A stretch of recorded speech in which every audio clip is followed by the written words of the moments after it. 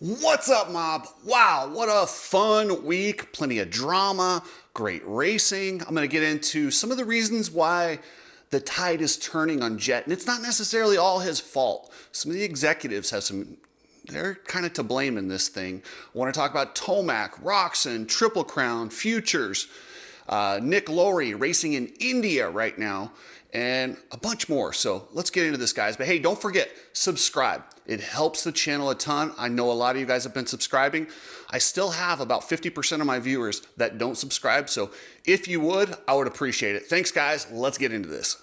You need people like me so you can point your fucking fingers and say, that's the bad guy. So I don't know everything about Supercross, nor would I ever claim to know everything about Supercross. But I can promise you, I know a hell of a lot more than some of these stupid executives that have made these decisions with the television program. Listen, the guys in the truck do an amazing job. They cover it well, they do it well. My only complaint, do I even need to say, I'm not a fan of RC, but the rest of the broadcast team is awesome in the way they do it. But they do some dumb stuff, like cutting to B-roll during the actual heat race. Like, why would you do that? Could you imagine watching an NFL football game and instead of watching a second or third down, they cut to Tom Brady at his house doing something? Like, it's ridiculous. Could you imagine UFC cutting away during one of the rounds to show B-roll? Don't do it. I'm not a fan of the B-roll. You have so much dead time in between. Why not just drop it in there? But some executives have decided, and this is not the people running the cameras and the people in the truck, they're doing everything they can, and they also know this is a bad idea, but the executives force them to do this, and these executives that don't know jack about racing or sports, they think they know TV, but they're way behind, and it's sometimes when these guys get in these higher positions, they lose touch, or they are like Sean Brennan and they just kiss the right ass to get there and they never knew anything, but it is what it is. They're also pushing this huge narrative. They have decided Jet Lawrence is the cash cow, which I agree with them to a point, but they are forcing him so much on us. And a lot of the reasons he's getting all these extra interviews, which is making people dislike him. People want to like him on their own merit. They don't want him shoved down their throat, and that's what they're doing, and it's kind of, they're doing Jet a disservice, and for that, I feel bad for him. So this weekend's race is a Triple Crown, and it is so important right now for Jet to regain his momentum and kind of squash all this drama, because it has not been a good week for the Lawrence camp. I feel so bad for their PR team who was trying to do the right thing, but they got to get on the same page as Jet, and you've got now El Hombre, and everyone else is piling on. And that's the cool thing to do right now, is to pile on Jet. And I don't think it's cool. I think it sucks. I don't think it's, yes, he's a kid, and I'm not justifying all of his actions, but let's not forget, this kid's 20 years old. And just because he said 71 more to go after winning one round, he's not taking a shot at McGrath. And honestly, that's probably something he shouldn't have said. But I love the fact that he's showing us his brash side. Don't hate him for it. We can't ask for personality, and then as soon as somebody does it, we trash them for it. That's why a lot of these guys are so guarded, and they don't show us anything, and they're so vanilla. So I embrace Jet. Like I said, he shouldn't have done that, and in hindsight, he probably would have been a little bit more respectful, because that's one of the things as a up-and-comer you don't do. You always show respect to those who came before you. McGrath, Carmichael, Stewart, Reed. Whether you like those guys or not, or whether you think you're better than those guys or not, show respect to those who went in front of you. With that said, Jet talking about 72 race wins is ludicrous. Yes, he might actually get there, and there's a really good chance of anyone right now. But do you know how lucky and how healthy you have to be for such a long time to even sniff 72 wins? I don't even want to hear that conversation until he gets to about 50, because just like McGrath did, I mean, his last Supercross win was Anaheim.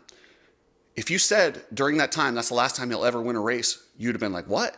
But that's how this sport is. You're dominant until you're not. And he's got some really good riders coming up in this next generation, and he's going to have to fend off all the ones in this generation, the next generation, and the one after that to get to 72 wins. So to say that's on the table, it's a bit premature. So I would leave the 72 wins alone. Let's start with one championship and go from there. And now, Jet has made some enemies out there, but let's not forget, he's got a built-in backup in these main events. You don't think Hunter's going to have his back? You don't think Hunter, if you're going to pick a fight with Jet, just know you're picking a fight with Jet and Hunter. They work as one, and they will handle you, and they are not scared. So do you really want to, El Hombre? Like, you might be in this championship fight, and do you want to have to mess with both brothers? For Jet, he's got a built-in bodyguard there in Hunter. Hey guys, I know a lot of people have been getting sick. I know everyone's riding, you get the concussions. Head over to the Coach Rob store, get yourself a supplement pack to offset concussions and also build that immune system. If you want your garage to look completely badass, hit up Epic Garage Designs. They've got flooring, racks, and everything you need to make it look badass. So this weekend, Eli Tomac, he's kind of behind the eight ball, guys. He hasn't shown much. Yes, we had one dry race, which he looked abysmal. Like, it wasn't hit the alarm time, but now with 2 mud races, yes, he got a podium in San Francisco, but I mean, those kind of go out the window. But now we're hitting to that 4th race. He is the king of Triple Crowns. Triple Crowns are Tomac's thing. He's the winningest rider in Triple Crown history and all the little stats they have. But he has got to show something this weekend. If he does not get on the podium, it's going to put a lot of pressure on him, and it really does question whether he is going to be a guy who can fight for wins and a title this year. This weekend's also huge for Aaron Plessinger. Yes, he's coming off the gigantic win, and we know he can do this in the dry. He's a former Supercross 250 champion, outdoor champion. The guy can ride. He is a fan favorite, but you're going to have this huge emotional letdown after a week like this. And sometimes it's hard to rebound in 6 days, to get back and refocus and do it again. Or the other direction of that is you can build off that confidence. But I don't know that AP's ever been really good or really bad at Triple Crowns, but he needs to get on the podium. If he wants to be a bona fide title contender and not a guy who just wins once in a while and is a good story, if he wants to be a bona fide title contender, he needs to back up that win with a podium, one of these 3 main event wins. It's weird to call them main events. One of these 3 moto wins here at the Triple Crown. He needs something like that to really stamp himself as a contender. Cooper Webb, on the other hand, he is a contender. He is there. He is looking good.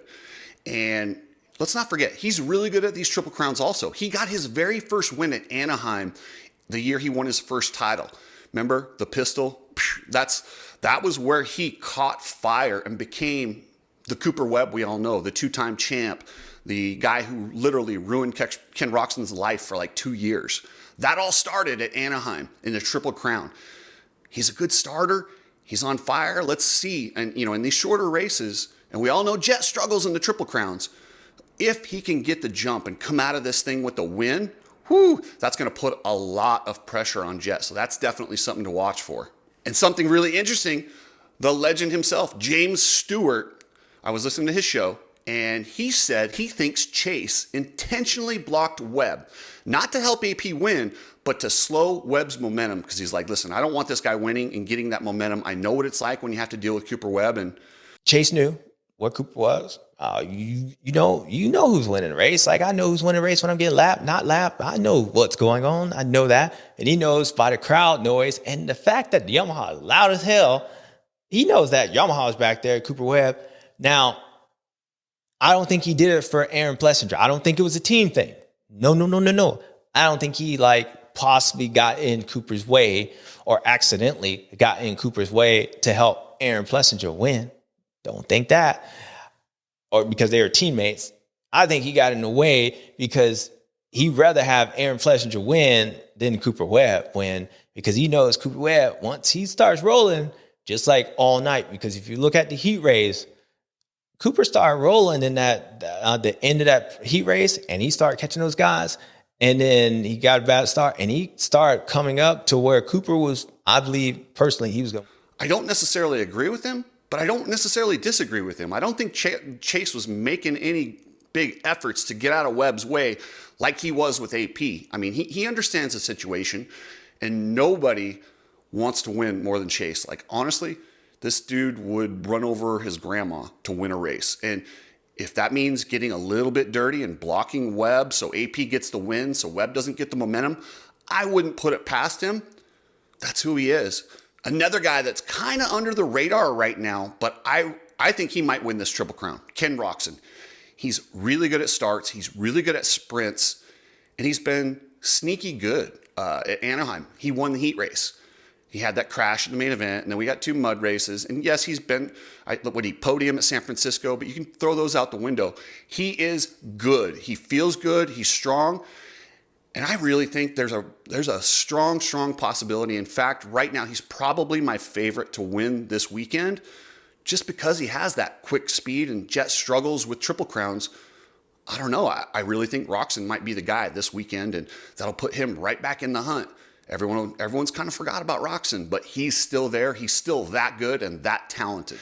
In the 250 class, what I'm really watching for is to see if any of these young guys that are in the mix, Thrasher, Kitchen, what are they going to do? And are these veterans, Smith, RJ, and Joe, are they going to be able to get it done? Joe is in a situation where he has to win. He absolutely has to win and hope to get some luck throughout the season. He's really put himself in a big hole. RJ has a tendency in these Triple Crowns. He wins and throws it away. He's done this more than once. He doesn't have to win, but he needs to be in the top 3, in my opinion, to really keep the pressure on and keep his title hopes at the forefront. It's an election year, guys. Get your Let's Go Brandon goggles. Head over to ridestrap.com, and then I will be with Chris at Anaheim, and during the breaks, we'll be swinging through the privateer pits, giving stuff away to these riders who are strapped for cash. See what I did there? Anyway, we'll be there, and hit up ridestrap.com. And if you're shipping anything, use Precision Transport. If you ship anything using truck and you're tired of these trucking companies jerking you around, use Precision Transport. Pretransport.com, guys. The other thing I really love about this Anaheim race, this is round 1 of the futures.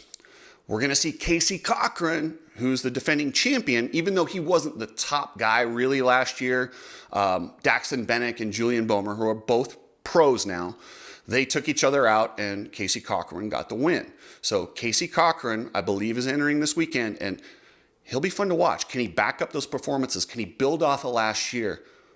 We'll see. But I love watching practice. I want to see who's going to step up.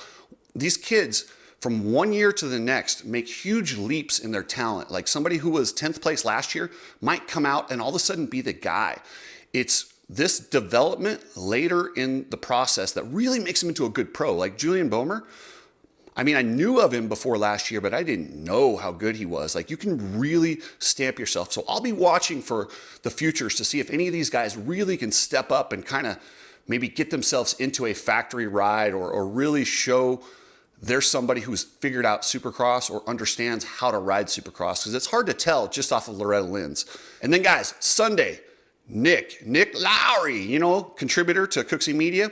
He is in India right now racing the Indian Supercross League. I'll put a link in the description here. You can go to that website and you can watch him race in India in the new Indian Supercross League.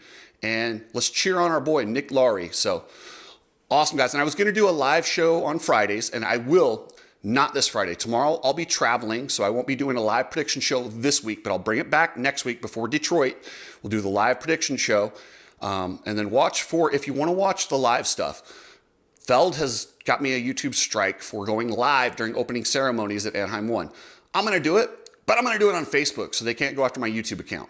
Facebook, I could care less. If they want to ban me on that account, go for it. But if you want to see opening ceremonies and some of the good stuff that Feld won't allow me to post on YouTube, go over to the Instagram, follow me there, and you'll see me go live on there for opening ceremonies and just throughout the day periodically. So anyway, guys, thanks for everything. And remember, if you need a real estate agent, hit me up.